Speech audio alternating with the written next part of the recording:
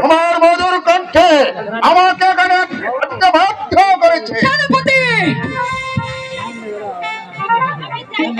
আমি চাই শুধু আমি জানতে চাই সেনাপতি, তুমি আমার পথ ছাড়বে কিনা? না।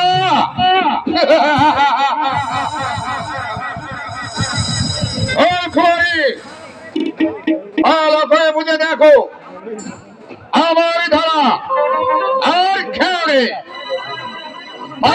বলছি, এই স্থান ত্যাগ করো, নইলে আমি আমি তোমাকে এই জুতা পিটা করবো। বলছি, তোমার ধমক ওর রূপের ধমক খাবে ভেঙে তোমার করে দেবো।